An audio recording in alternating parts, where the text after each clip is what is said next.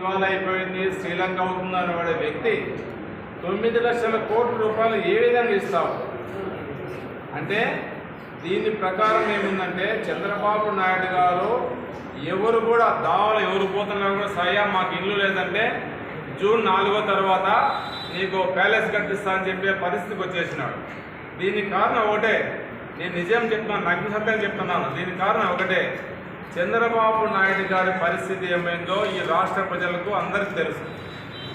రాబో కాలంలో జగన్మోహన్ రెడ్డి గారికి వైనాట్ 175 అని చెప్పే ఉద్దేశంతో ముందుకెళ్తూ ఉంటే సిద్ధం సభలు కానివ్వండి, బస్సు యాత్ర కానివ్వండి, బస్సు యాత్ర సిద్ధం సభల్లో ప్రజల్లోకి వచ్చిన తర్వాత జగన్మోహన్ రెడ్డి గారి గ్రాఫ్ అమాంతంగా పెరిగింది.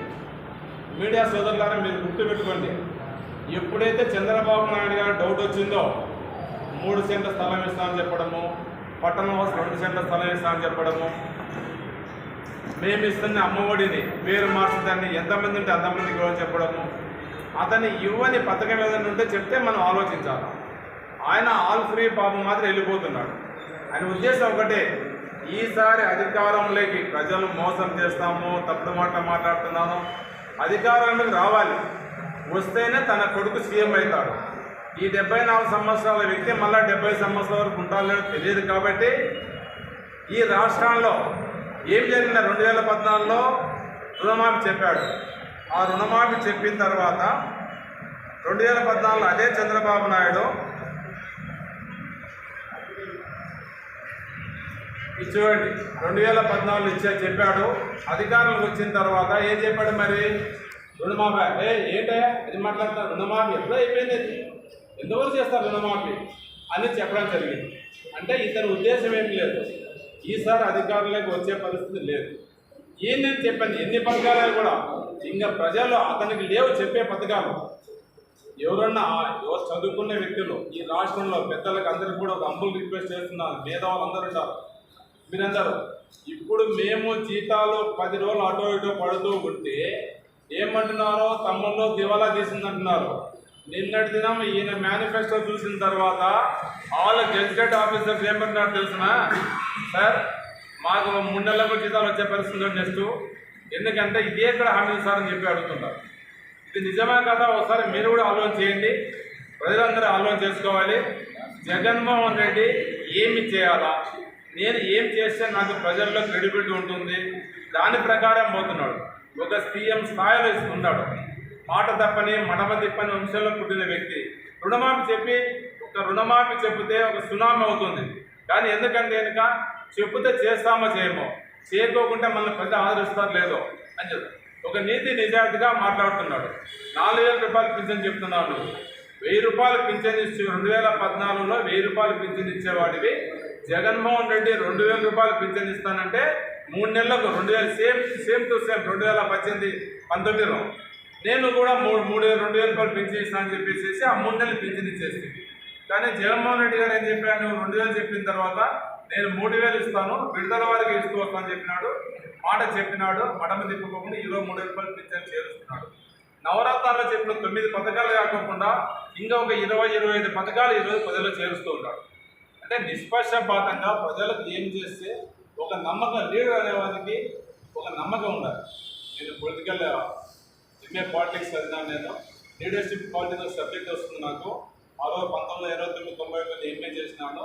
What is the leadership politics subject ఉంటుంది నాకు 2 ఇయర్స్.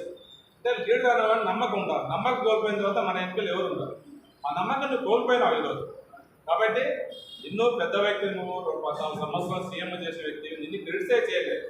కానీ నీ కొడుకు వాంఛ, కొడుకును సీఎం చేయాలన్న తపనతో ఒకరు చూశారు లేదా మీరు, లోకేష్ గారు ఈ 6 నెలల్లో పాదయాత్ర తర్వాత ఏ మీటింగ్ సభలు పెట్టుకోకుండా. ఎందుకంటే ఆయన సభలు పెడితే 1,500, 2,000, 3,000 మందికి రాదు కాబట్టి తెలుసుకొని పాపం ఈయన పెద్ద ఆయనే ఇంకా పోరాడుతున్నాడు, లైఫ్ అండ్ డెత్గా పోరాడుతున్నాడు. ఏ పథకాలు చెప్తున్నాడు, నోటికి ఏమొచ్చో చెప్తున్నాడు. అసలు చంద్రబాబు నాయుడు ఒక ఆర్థిక శాస్త్రవేత్త, ఎకనామిక్స్ చేసిన ఎంఏ ఎకనామిక్స్, ఏ విధంగా చేస్తామని ఆలోచన లేకుండా అవన్నీ ఆయన కాంట్రావట్లేదు. ఈ గండం గట్టెక్కాలి, 10వ తారీఖు గండం గట్టెక్కాలా, జూన్ 4వ రిజల్ట్ రావాలా, సీఎం అయిన తర్వాత మళ్ళీ ఏం దింపరు కదా. ఎన్నేం ఎవరు సార్ మీరు ఇన్ని పథకాలు చెప్పారు, ఏ పథకాలు మీరు చేయడం లేదు, ఈయన దింపరు ఎవరు 85 సీఎం ఎంజాయ్ 2014-19 చేసినాడు, 24-29 చేసిందో పోతున్నారు. ప్రజలకు ఒకటి అమౌంట్ రిక్వెస్ట్ చేస్తున్నాం. ఈరోజు వైఎస్ఆర్ పార్టీ తరఫున అందరికీ కూడా పెద్దలు అందరూ ఉన్నాము. జిల్లా చైర్మన్ అమ్మాయి సుజమ్మ, పల్లె నరసింహ గారు, లింకా గారు అందరూ ఉన్నారు. మేము ఒకటే, ప్రజలు ఆలోచన చేసుకుని ఓటు వేయమని అడుగుతున్నాం. ఇది ఆచరణ సాధ్యమయ్యే హామీలు ఆయన ఇచ్చాడా? లేదు, ఇవ్వలేదు. 9 లక్షల కోట్ల రూపాయలు ఏ విధంగా తీసుకొచ్చి పెట్టారు? 2,70,000 కోట్ల రూపాయలు మేము ఖర్చు పెట్టింటే 5 సంవత్సరాలకు. దీన్ని ఎన్నో ప్రజలు కూడా జగన్మోహన్ రెడ్డి ఏం చేస్తుందని ఆలోచన వచ్చింది. 9 లక్షల కోట్లు పెట్టిన తర్వాత ఆ వ్యక్తి ఏదైతే ఏం చేస్తాడు? ఇది కట్ట మోసం చేస్తున్నాడు.